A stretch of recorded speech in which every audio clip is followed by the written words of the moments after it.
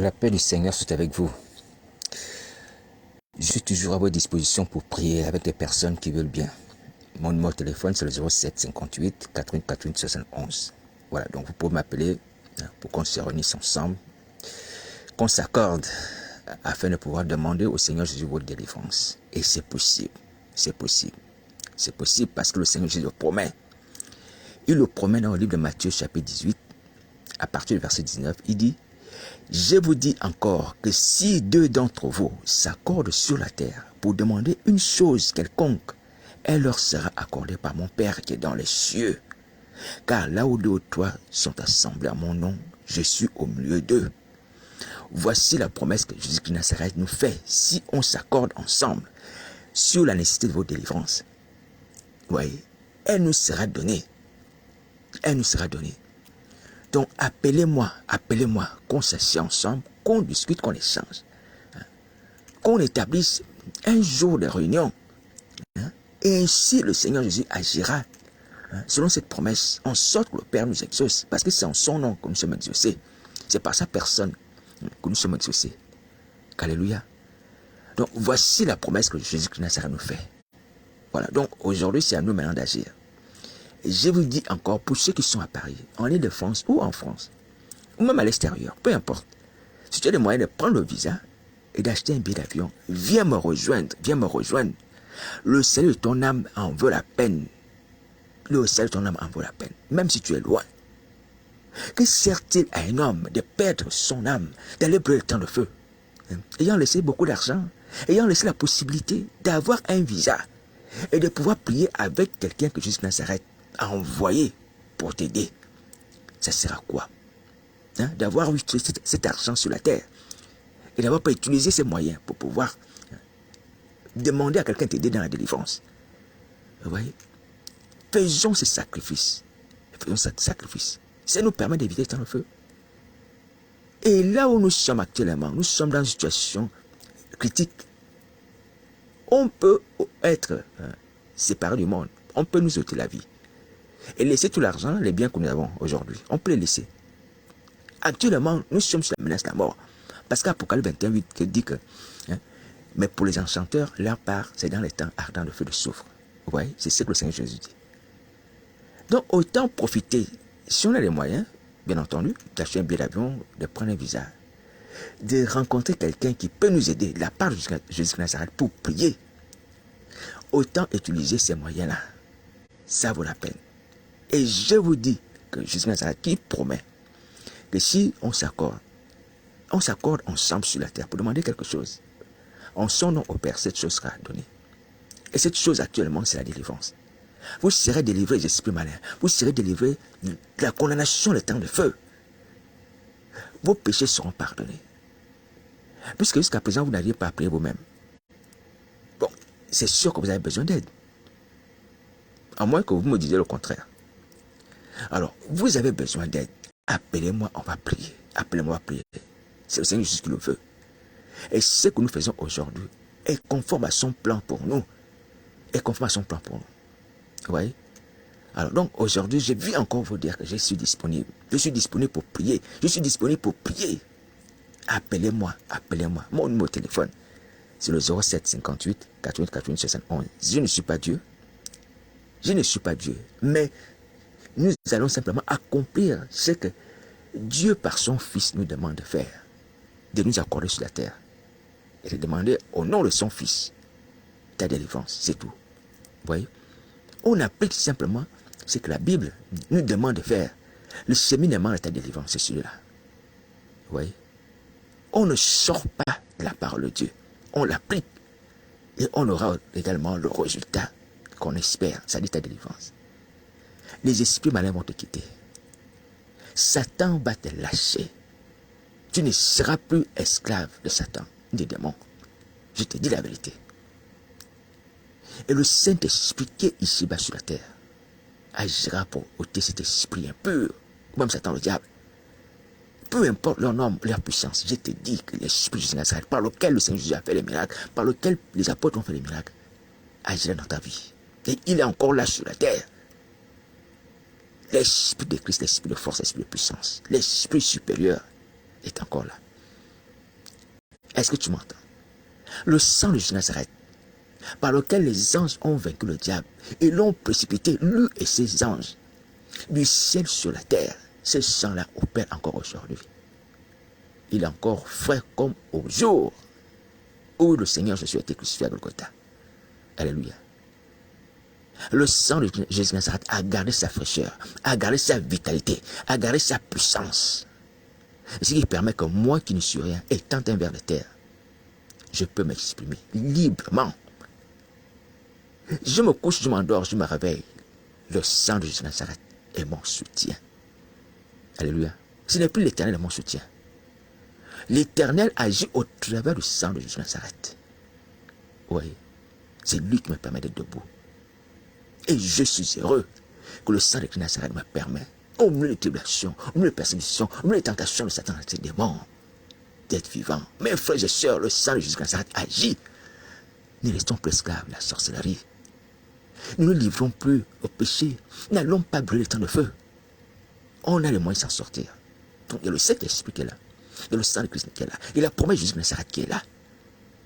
Qui dit que si vous et moi on s'accorde, autant où nous sommes, on s'accorde pour demander pour la délivrance, elle sera accordée. Donc ayons foi. Ayons foi. Jésus de Nazareth est fidèle, il ne ment pas. Ce qu'il promet, il réalise. Alléluia. C'est grâce à sa fidélité que je suis en vie. Parce qu'il me tient dans sa main. Il dit que nul ne peut ôter ce qu'il tient dans ses mains. Oui, c'est sa fidélité qui permet que je sois entre ses mains. Et vous serez aussi entre ses mains de cette manière. Ne craignez pas le diable, ne craignez pas les démons, ne craignez pas les hommes. Et que tous les hommes soient affranchis. C'est la volonté du Seigneur Jésus qui a donné son sang pour le rachat de nos vies. Selon que la Bible dit, dans l'Apocalypse, qu'il a racheté pour Dieu, par son sang, les hommes de toute tribu, de toute langue, de tout peuple, de nation. Vous voyez? Même les hommes qui ont servi d'autres personnes, vous devez arrêter. Vous devez arrêter cela. Vous devez arrêter cela. Le Seigneur Jésus a payé pour que nous puissions plus servir nos frères, garder les gens comme esclaves. Ce n'est plus possible. Donc, en versant son sang, le Seigneur Jésus a décrété la libération de tous les esclaves, qu'ils soient spirituels, qu'ils soient physiques, qu'ils soient esclaves de Satan, qu'ils soient esclaves des hommes. Donc l'esclavage n'a plus lieu d'être. Je vous le dis. L'esclavage n'a plus lieu d'être. Et c'est pour la liberté que Christ nous a franchis. Il nous a franchis tous. Alléluia. Voilà. Donc aujourd'hui, je viens vous dire ça, frères et sœurs. Je suis disponible pour prier. Il s'agit de prier. Ne perdons plus du temps en vain. Arrêtez là sur Internet. À se partager des citations. Des hommes de Dieu dont on ne sait pas exactement comment ils sont morts. Est-ce qu'ils sont morts en étant fidèles à Jésus de Nazareth? Oui. Vous partagez des citations, des paroles que les hommes de Dieu ont écrites. Ils ont écrit des paroles, mais on ne sait pas comment ils ont fini. Il faut imiter les gens dont on connaît la fin. On entend seulement. Mais est-ce qu'on sait comment ils ont fini? Si donc on est sûr, la manière dont ils ont fini, ce sont les apôtres de l'agneau. Les apôtres de l'agneau, décrits dans la Bible. Paul, Pierre. Alléluia. Voilà. Alors donc sur ce, je viens vous dire que le Seigneur Jésus nous demande de faire attention au temps qui passe. Au temps qui passe. Faisons attention au temps qui passe. Mes frères et sœurs, faisons attention au temps qui passe. Aujourd'hui, nous sommes dimanche. Hier, je vous ai lancé une invitation pour que nous puissions prier. Jusqu'à ce jour, je n'ai vu personne m'appeler. Je n'ai pas reçu un coup de fil ni un message. Voilà. Et vous êtes en train de gaspiller un temps essentiel, nécessaire pour qu'on soit sauvé. Et il nous faut du temps pour être sauvé. L'Éternel des armées a voulu qu'il y ait sur la terre un temps. Dès le commencement, il a planifié les choses en fonction du temps. Il a fait que chaque jour ait également soit lié à une activité. Vous voyez, lorsqu'il a programmé les 6 jours, dans le premier jour, il a créé ça, dans le livre de Genèse. Donc, il a permis qu'une activité soit liée à un temps. Le livre d'Ésaïe nous dit qu'il y a un temps pour tout. Il y a le temps de la grâce, il y a le temps de la vengeance. Je sais que Jésus de Nazareth est venu proclamer une année de grâce, un jour de vengeance. Oui. Aujourd'hui, nous sommes au temps de la grâce, au temps de la délivrance, au temps du pardon des péchés. Mes amis, ne gaspillons pas ce temps. Peu importe le nombre de nos péchés, peu importe le nombre de crimes, peu importe la nature de nos péchés, peu importe la nature de nos crimes, aujourd'hui, je vous dis que Jésus de Nazareth est prêt à nous pardonner. Est prêt à nous pardonner et à nous purifier toute iniquité, selon 1 Jean 1,9, où il dit que si nous confessons nos péchés, il est prêt à nous pardonner, purifier toute iniquité. Voilà. Et voici la condition que je vous avais révélé la part du Seigneur Jésus à notre sujet. Il m'avait dit, si nous confessons simplement la sorcellerie à ses pieds, on confesse la sorcellerie. Il nous libère des esprits de sorcellerie. Il nous libère. C'est simplement ce qu'il demande de nous. Qu'on confesse la sorcellerie, qu'on reconnaisse qu'on est sorcier, qu'on reconnaisse qu'on a fait un partage avec le diable, qu'on reconnaisse qu'on a détruit les vies, ouais. Qu'on reconnaisse les maris devenus des femmes, devenus des choses comme ça. On les confesse devant sa face et on y renonce. On demande la délivrance et on sera délivré de la sorcellerie. Alléluia. Voici ce qu'il m'a dit à notre sujet. Et je viens encore rappeler à mes frères et sœurs de France que nous avons la promesse d'Ézéchiel 37 qui parle de la résurrection des ossements desséchés. Voilà, ces paroles ne sont pas vaines, elles sont véritables. Le Seigneur Jésus promet libérer son Église, cette Église qui est tombée. Promet de lui donner la vie, la vraie vie, de lui ôter les esprits de mort, les esprits impurs. Oui. De la revêtir de sa personne. Vous serez revêtus de Christ, vous ne serez plus ossements desséchés. Vous aurez l'esprit de vie. Vous n'aurez plus les esprits de mort. Vous serez encore une armée de l'Éternel. Vous ne serez plus les ouvriers de l'iniquité. Vous sortirez de ces jours de mort. Dieu va ouvrir les sépulcres, c'est ce qu'il promet. Il va ouvrir vos sépulcres. Vos prisons sataniques seront ouvertes. Alléluia. Et vous allez rentrer dans la nouvelle cité. La nouvelle cité, la ville sainte, la Jérusalem céleste. Aujourd'hui, ces choses sont possibles, mais à une condition. Il faut confesser ses péchés. Alléluia, il faut confesser ses péchés. Au travers de quoi? Au travers des lamentations, des plaintes et des gémissements. Donc, il y a une certaine attitude aussi qui accompagne cela. Lamentation, plainte et gémissement. Voilà. Lamentation, plainte et gémissement. Voici ce que le Seigneur Jésus demande. Ouais. Et cela est à notre portée. C'est humain. C'est humain. Ouais. Même nous ayant ces esprits-là, je parle en m'incluant. Lorsqu'on a un malheur, il arrive que certains d'entre vous pleurent. Ils pleurent. Ouais. Malgré les esprits méchants qui sont en vous, vous avez encore une part d'humanité. Vous avez encore le caractère des êtres humains. Et je vous le dis que vous êtes des êtres humains. Vous êtes des êtres humains. Peu importe les œuvres que vous faites, vous êtes des êtres humains. Alléluia. Alors, si vous pouvez pleurer, pour les gens qui vous sont chers, qui meurent, vous pouvez aussi pleurer pour votre vie. Vous pouvez aussi pleurer pour votre vie. Regardez les temps de feu. C'était un châtiment effroyable. Effroyable. Donc, nous ne connaissons la profondeur de ces temps. Personne ne connaît la profondeur. Oui. Et on ne sait pas si on va surnager à la surface, si on est jeté là-bas. On ne sait pas si on va pouvoir surnager. Ou on va rester dans les profondeurs de l'étang lorsqu'on sera jeté. Comme une pierre. Oui. Je ne peux pas imaginer ça. Je vous assure. Honnêtement, humblement. Souffrir dans un endroit comme ça. Dans les profondeurs des flammes. Ce ne sont pas les eaux de la Seine. Ce ne sont pas les eaux du Jourdain. Ce ne sont pas les eaux de la mer Rouge. Ce sont les eaux de feu. Pour l'éternité, mon frère, ma soeur, est-ce que tu réalises ça? Réveille-toi un peu. Réveille-toi un peu. Quelle est la torture que Satan peut t'infliger qui va dépasser le temps de feu? Regarde toi-même. Quelle est la torture qui dépasse le fait de souffrir dans le temps de feu? Quelle est la torture? Jusqu'au point où tu continues à pécher contre Dieu parce que tu as peur de la torture de Satan.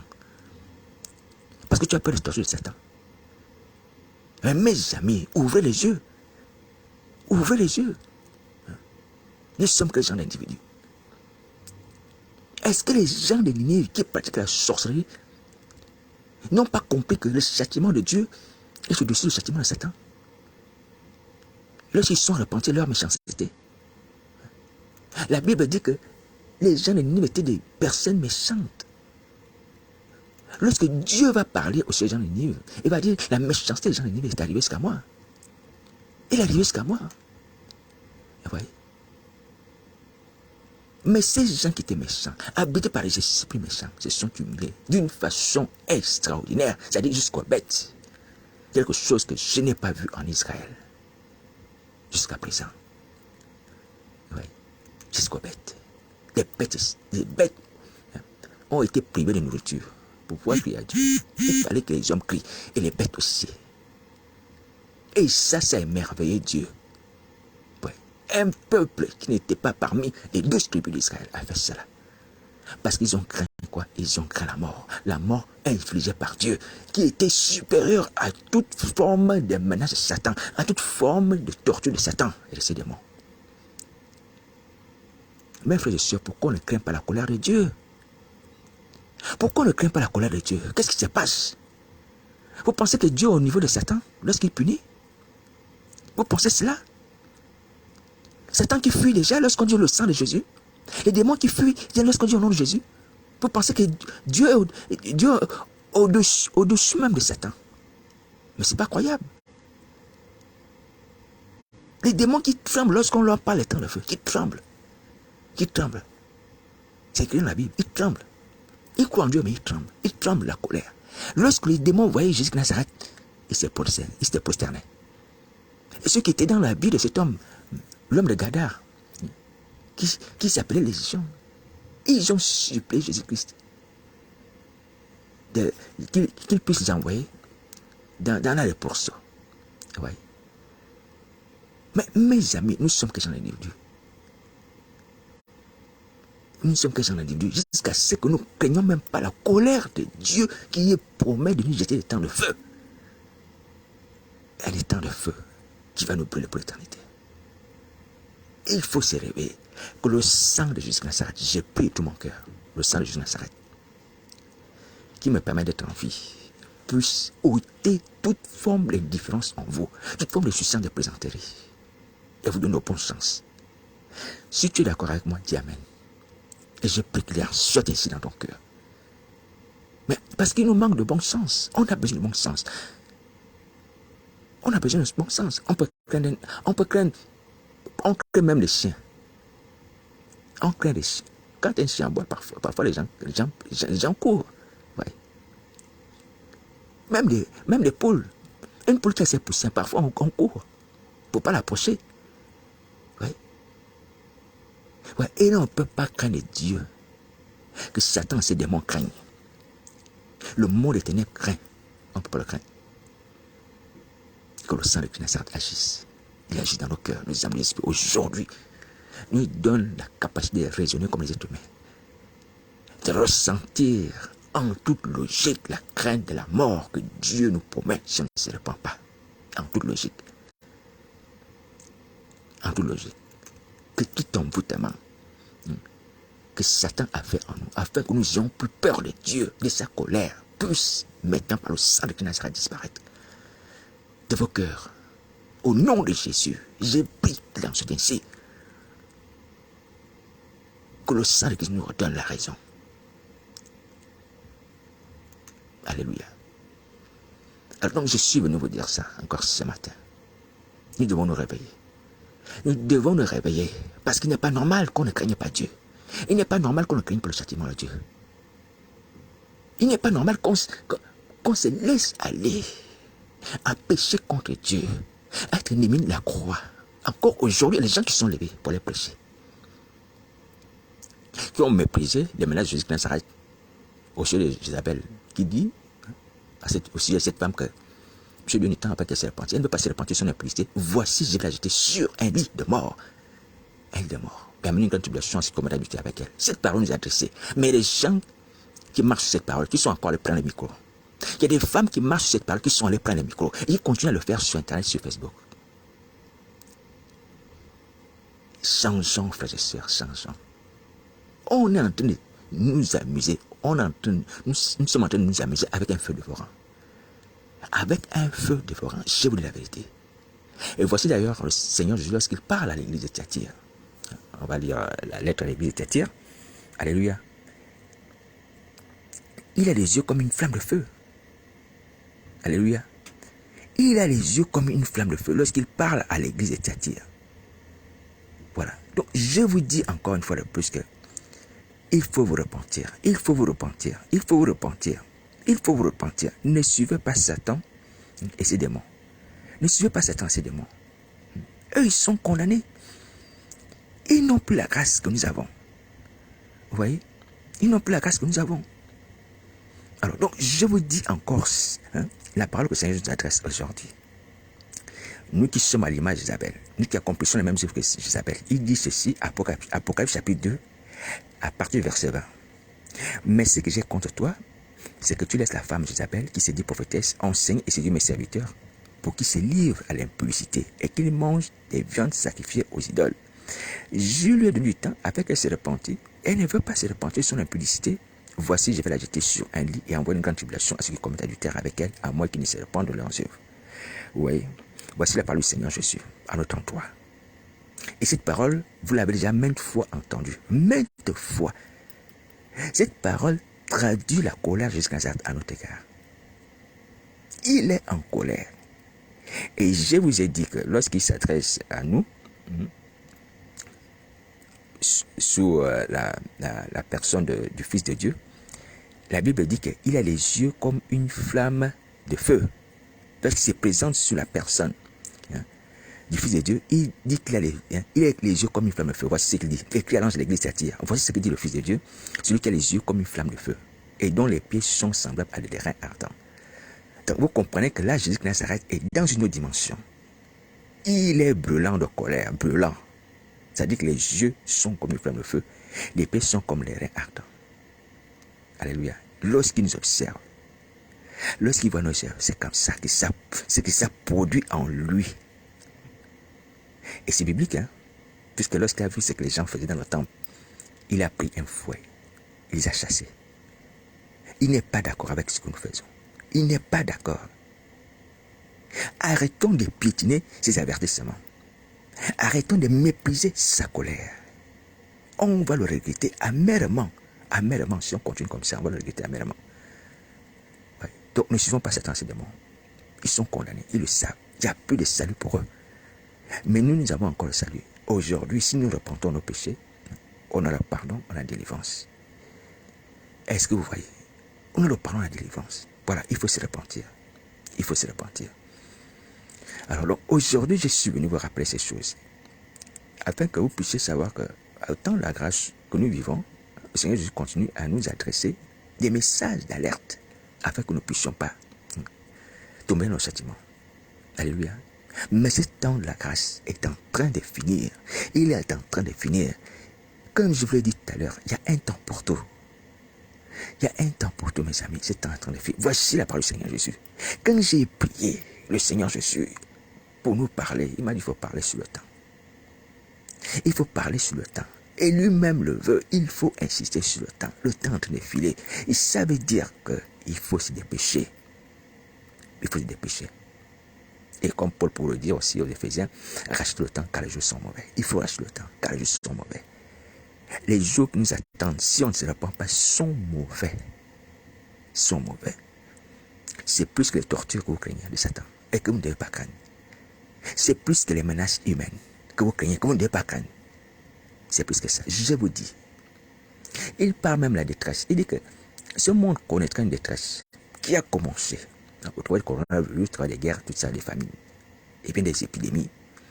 Mais une détresse qui n'a jamais été connue. Et une détresse qui n'a jamais été dans ce monde.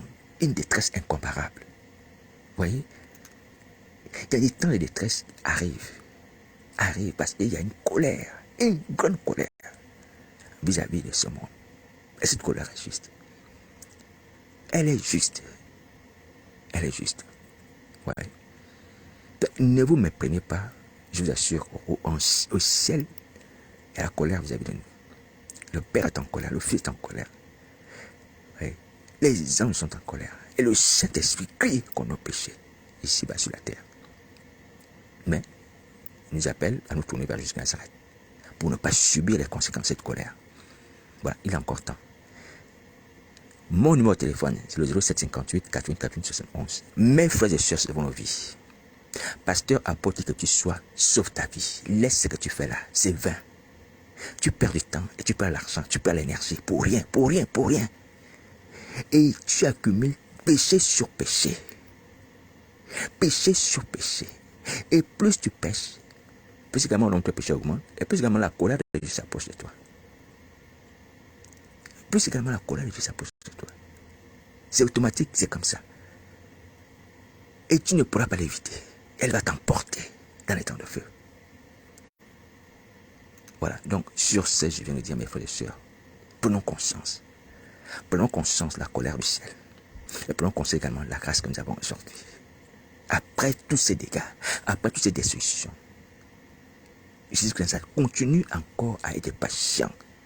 Il continue à être patient, à nous promettre de nous délivrer, de nous pardonner. Vous voyez, c'est une grâce extraordinaire. Extraordinaire. Voilà, il faut se repentir.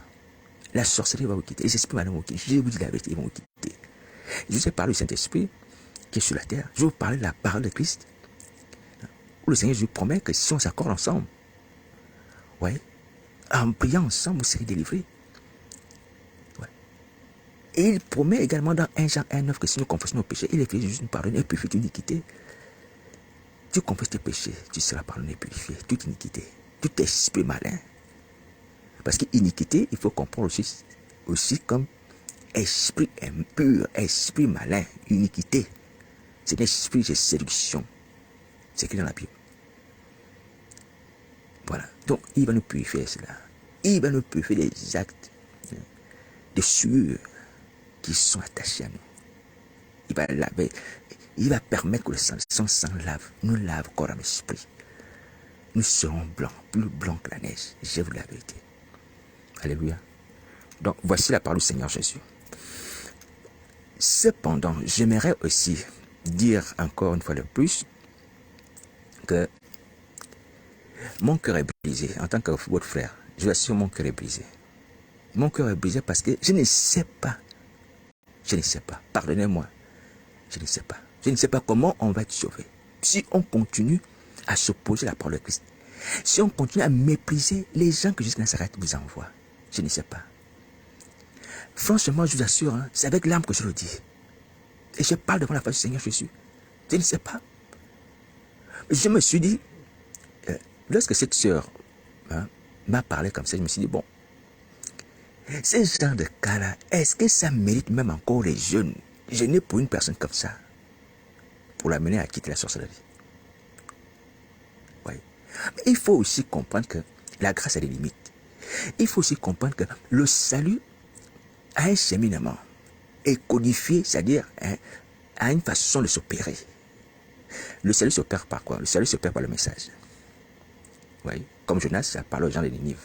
Il a dit aux gens de Ninive, plus que 40 jours et Ninive est détruite. Les gens de Ninive ont entendu le message. Ils sont repentis dans le jeûne de la prière. Et Dieu annule le châtiment. C'est par la parole. Oui, par la parole. Maintenant, si on vous dit la parole de Christ, qu'aujourd'hui, si on ne se repent pas, on sera frappé. Mais les gens se moquent des personnes qui sont envoyées. Les méprisent et les traitent de tous les noms. Je parle comme ça. Mes amis, je vous assure franchement, comment est-ce que vous allez être sauvés? Comment est-ce que vous allez être sauvés? Dites-moi. On ne peut pas prier à votre place. On ne peut pas se repentir à votre place. On va vous aider. Mais il faut que, ensemble, vous puissiez parler. Et ceux qui veulent vous aider parlent aussi. Chacun doit confesser son péché. La Bible dit que quiconque confessera le nom du Seigneur sera sauvé. Tu dois confesser le nom du Seigneur. Alléluia. Tu as péché contre moi sans être quelque chose. Moi aussi, j'ai péché contre les gens. Tu m'as demandé pardon ou je t'ai demandé pardon parce que j'ai fait du mal aux gens. Ça, c'est réglé, on s'est pardonné. Mais ça ne permet pas qu'on rentre au ciel. Je vous dis la vérité. C'est pardonner entre les hommes, c'est bien. Alléluia. Ça nous évite la condamnation, mais ça ne nous permet pas de rentrer au ciel. Parce qu'il y a aussi Dieu qui est là, que nous avons offensé, et donc auprès de qui nous devons demander pardon. Nous devons demander pardon aussi à Dieu. Parce que c'est Dieu qui a établi les règles qui font que tu ne dois pas mentir à ton prochain. Bon, imaginons que quelqu'un m'a menti. Mais il se rend compte qu'il m'a menti, il me demande pardon. Oui, je lui pardonne, c'est fini. C'est fini entre lui et moi. Mais ça ne permet pas que cette personne aille au ciel. Cette personne doit aussi aller demander pardon à Dieu qui a institué la loi selon laquelle tu ne mentiras point. Oui, tu ne mentiras point. Et voici pourquoi le fils prodigue, lorsqu'il arrive vers son père, il dit, mon père, j'ai péché contre le ciel et contre toi. J'ai péché contre le ciel et contre toi. Oui. Donc on pêche à deux niveaux. Vis-à-vis de Dieu, vis-à-vis des hommes. Alors donc aujourd'hui, je viens vous dire, je vous en prie, frères et sœurs, pour ce qui me concerne, humblement, je vous pardonne. Et pardonnez-moi aussi. Mais allons-y maintenant faire la paix avec Dieu. Allons-y faire la paix avec Dieu. Et je pardonne à cette sœur. Malgré, bon, je sais des paroles comme ça, des mépris, c'était pas grave, c'est pas grave. Seigneur Jésus, je demande pardon pour cette sœur. Je demande pardon pour elle, qu'il soit pardonné, Seigneur, qu'il soit pardonné. Mais ça ne va pas suffire pour la sauver, hein, parce qu'elle doit aussi s'exprimer vis-à-vis de Jésus de Nazareth. Elle doit s'exprimer vis-à-vis de Jésus de Nazareth. Toi aussi, tu dois t'exprimer vis-à-vis de Jésus de Nazareth. Toi aussi, mon frère, moi, ma soeur, à qui j'ai dit je pardonne. Et même si toi aussi tu m'as pardonné, moi aussi je dois m'exprimer devant le Seigneur Jésus. Est-ce que vous voyez? Donc, le pardon s'obtient à deux niveaux. Au niveau de Dieu, au niveau des hommes. Ouais. Donc, nous devons faire ça. Alors, pour revenir à la sœur en question dont je vous ai parlé, je me suis dit, Seigneur, est-ce que ces gens, les personnes peuvent être sauvées? Est-ce que ça vaut la peine même de gêner pour ces personnes pour être sauvées? Parce que c'est des gens qui sont conscientes. Qu'on parle, à qui on parle, qu'on montre que tu es dans le chemin de la perdition. Et qui ne veulent pas repousser ce chemin. Alors, donc, je vais vous expliquer la chose. Et quelque part à Paris, il y a quelqu'un qui m'a tendu une brochure. Hein, une brochure sur laquelle, je vous lis la brochure, sur laquelle c'est écrit « Jésus-Christ sauve, guérit et délivre. » Et délivre. Je ne vais pas donner le nom de l'église. Alléluia, je ne vais pas donner le nom de l'église. Voilà, donc je cherche le nom de l'église, il est là. Alors, donc cette brochure, c'est une brochure de présentation de cette église-là. Hein? Alors, dans cette brochure, c'est écrit, cette église dont je tais le nom, m'invite à prendre part à ces programmes de culte. Programmes de culte. Donc, chaque vendredi, il y a quoi? Chaque vendredi de 18h à 18h30 à 20h30, il y a intercession et délivrance. Bon, alors, et chaque dimanche, il y a quoi? Chaque dimanche, de 13h à 16h, il y a culte d'adoration. Et chaque dernier vendredi du mois, ils font veille de prière de 23h à 4h.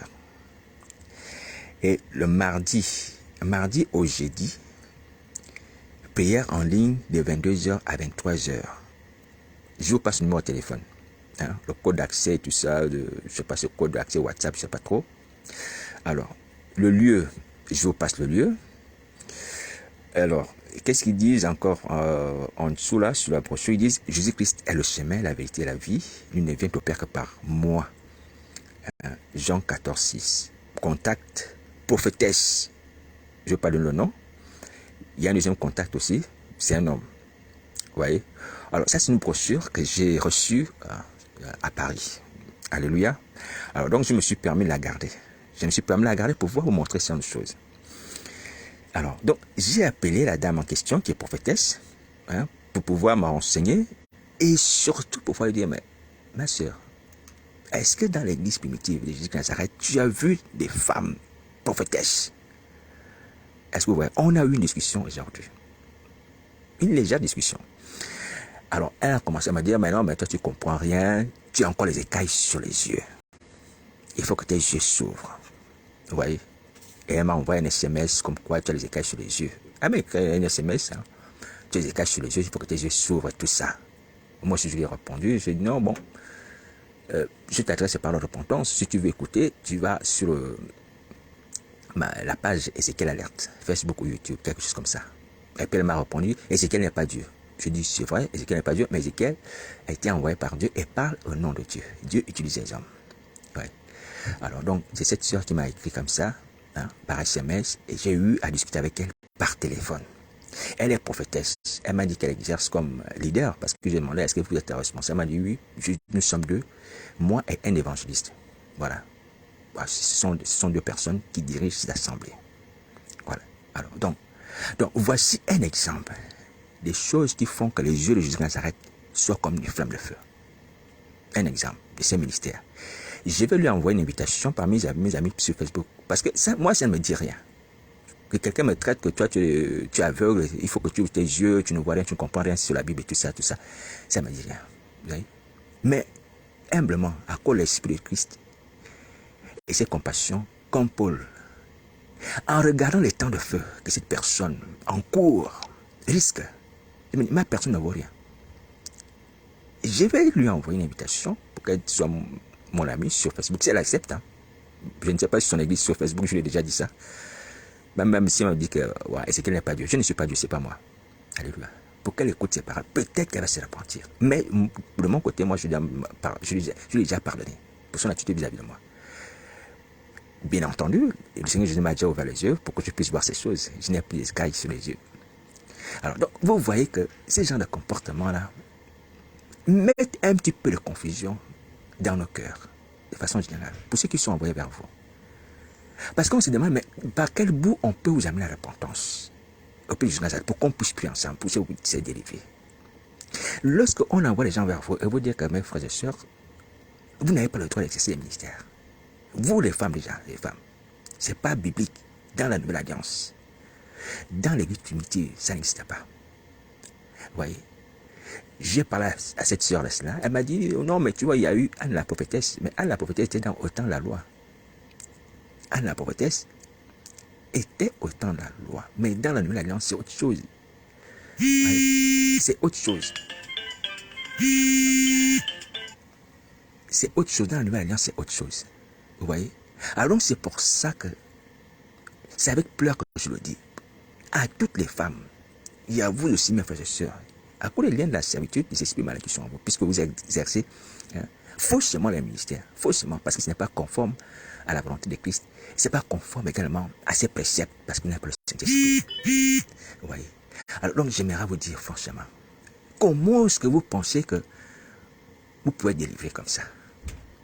Si vous vous opposez aux paroles que le Seigneur Jésus nous permet de nous partager, si vous vous opposez à la parole de Dieu qui vous dit que vous n'êtes pas dans l'état d'exercer les ministères et que vous devez repentir, et il y a une solution, mais vous contredisez cela. Les gens qui sont envoyés vous dites non, vous avez les écailles sur les yeux, il faut que Dieu vous ait des écailles. Vous devez avoir le Saint-Esprit, vous ne comprenez pas les Écritures. Vous voyez? Comment est-ce que vous allez délivrer? Dites-moi, comment vous allez délivrer comme ça? J'ai essayé humblement de vous dire que je suis une personne de la même nature que vous. Et c'est ce que je suis. Paul pouvait dire qu'avec les Juifs, j'étais comme un Juif, avec les non-Juifs, j'étais comme un non-Juif. Et parce que je le suis, je ne fais pas semblant. Moi, je suis un ancien brigand qui a reçu la grâce de Jésus de Nazareth. Au temps du pardon, au temps de la délivrance, et par son esprit aujourd'hui. Vous voyez? Donc, cet aspect-là, je l'ai présenté, et je le présente encore. Pour que personne ne puisse chercher à s'enorgueillir, ou à penser que non, je cherche à l'humilier, ou à mentir. Et je vous ai fait part des révélations que le Seigneur Jésus m'a données. Et même sur certains d'entre vous. Vous voyez? Je ne suis rien. Je suis sûr, je ne suis rien. L'intention n'est pas de démontrer que telle personne tu es sorcier, tel esprit, ton esprit s'appelle tant comme ça. Et c'est pas un spectacle. L'évangile n'est pas un spectacle. Il s'agit de délivrer les gens qui souffrent. Il ne s'agit pas de se réjouir ou de se glorifier que j'ai la puissance. Ouais. Mes frères et sœurs, vous aussi, arrêtez de plaisanter. Arrêtez de plaisanter avec la condamnation à l'étang de feu, parce que c'est ce qui est derrière ça. Derrière ce comportement-là, c'est quoi? C'est la condamnation à l'étang de feu. Il n'y a rien d'autre. Oui. Ah bon, je suis sûr que cette sœur, bon, comme c'était un premier contact, elle n'est pas déjà au courant de ce que je fais sur Facebook. Bon, parlons de vous. Vous qui m'écoutez, ça fait des années que je suis avec vous. Oui. Et vous me voyez, vous me connaissez. Certains qui sont avec moi depuis des années, que je n'ai pas supprimés, sont là. Vous attendez quoi également pour répondre à cet appel que je vous adresse, qu'on prie ensemble? Oui. Quel est ce voile encore qui est encore érigé entre nous là? Quel voile? Quel voile? Vous connaissez mes faiblesses, vous connaissez mes tribulations, et je ne vous les cache pas souvent. Vous voyez? Et je vous ai maintes fois dit que si je suis au milieu de vous, c'est pour que vous démontrez que Jésus Nazareth aime les gens, même qui sont tombés, qui ont la sorcellerie. Mais il n'aime pas la sorcellerie, bien sûr. Il continue à nous aimer. Il a l'amour envers nous. Et je suis heureux de faire ça. Je suis heureux de faire ce témoignage-là au milieu de vous, pour que vous soyez encouragés. Mais quand les gens réagissent comme ça, vous aussi, vous allez encore dans la réaction. Parce que je suis sûr que si j'appelle quelqu'un sur WhatsApp ou sur Facebook, on essaie d'échanger. On me dit non, je suis pas possédé, je ne suis pas captive, ou je ne suis pas captive, je suis libre. J'en ai déjà discuté comme ça. Avec une personne déjà qui clique sur mes messages. Ah, mais non, je ne suis pas captive. Jésus de Nazareth est mon Seigneur, mon Sauveur. Et une autre personne aussi m'a dit oui, je ne suis pas captive. Elle se moque même de ma propre vie. Oui.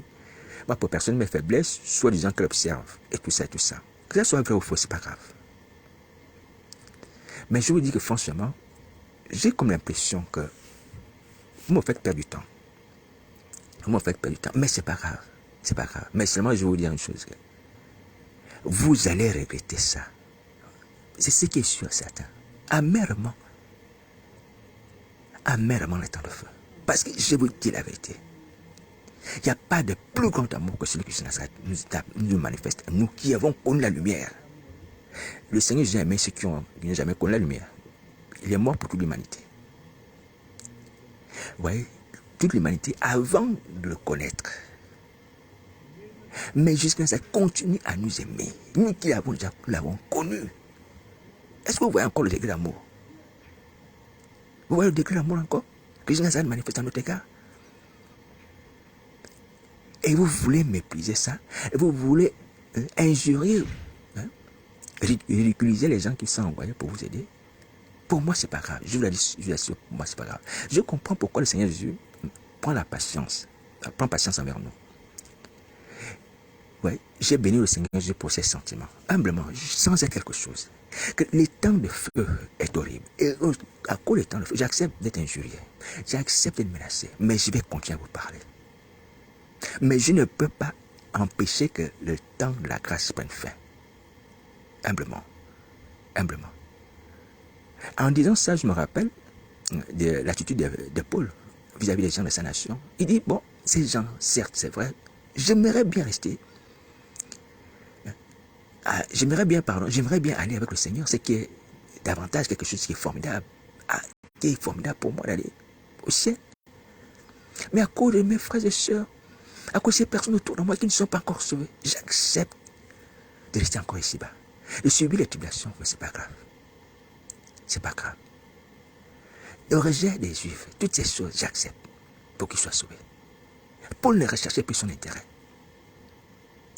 Oui. Et parce que ces gens qui n'étaient pas encore sauvés risquaient quoi? Risquaient les temps de feu. Il ne s'agit pas d'une mort nature, une mort physique, une séparation d'avec ce monde. La fin de la vie biologique, non, les temps de feu. Les temps de feu dont je vous ai dit tout à l'heure que personne ne connaît la profondeur de ces eaux. On ne peut pas l'évaluer. Ni le degré de chaleur des flammes qui la composent. Qui compose ces temps. Le degré de chaleur de ces flammes. Et je peux vous dire, et c'est une certitude, que le degré qui est là-bas dépasse tout degré de chaleur ici-bas sur la terre. Ce n'est pas la canicule qui a tué les gens, ici en France ou dans d'autres pays.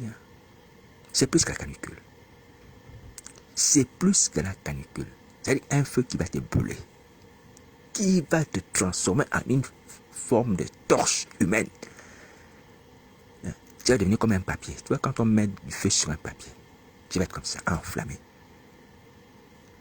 Enflammé. Et ces flammes ne pourront pas te quitter. Ces flammes seront sur toi, en toi, partout. Et tu vas les sentir. Ça va te piquer. Sans parler du verre qui est là-bas. Est-ce que vous réalisez un peu? Est-ce que vous réalisez un peu ça? Cette condamnation-là. Vous réalisez un peu ça? Ça n'a pas d'équivalence. Hein? Ça n'a pas d'équivalence. Voyez-vous même que les démons fuient. Voyez-vous même que Satan a peur. Mes amis, qu'est-ce qui se passe? Qu'est-ce qui se passe? Oui. Alors donc je viens vous dire encore. C'est pas la peine de persévérer dans ce genre d'attitude. Hein? Ce genre d'indifférence. Ça ne sert à rien. Pour ce qui me concerne, je vous dis qu'aujourd'hui, si quelqu'un devait avoir honte, il n'a plus de raison d'avoir honte de moi. Celui qui est sur ma page Facebook, qui me connaît depuis des années. Ouais. Aujourd'hui, je viens vous dire, mes frères et sœurs, vous n'avez pas besoin d'avoir honte de moi.